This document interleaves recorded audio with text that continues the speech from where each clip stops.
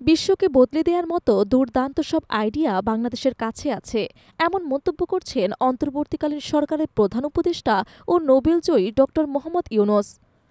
আজ রাজধানীর হোটেল ইন্টারকন্টিনেন্টালে বাংলাদেশ বিনিয়োগ সম্মেলন ২০২৫-এর আনুষ্ঠানিক উদ্বোধন করেন তিনি।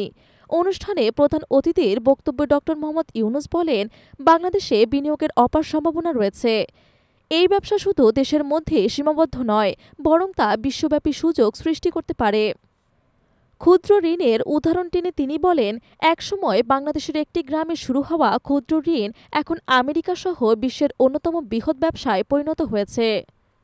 বক্তব্যের এক পর্যায়ে ১৯৭১ সালের মহান মুক্তিযুদ্ধের স্মৃতি তুলে ধরে আবেগ আপ্লুত হয়ে পড়েন তিনি।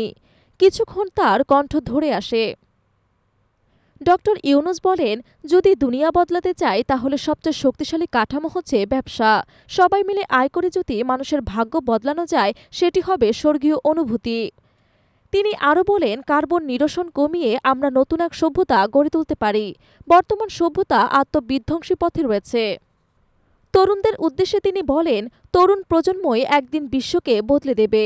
তারা আর সরকারের দিকে তাকিয়ে থাকবে না। এখন থেকেই সামাজিক উদ্যোগ নিতে হবে।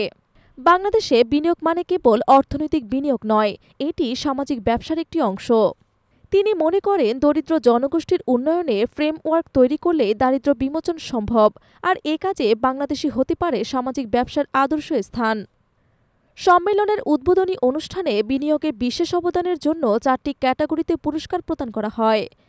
পুরস্কারপ্রাপ্ত প্রতিষ্ঠানগুলো হল ওয়ালটন, বিকাশ, স্কয়ার ফার্মাসিউটিক্যালস এবং ফ্যাব্রিক্স।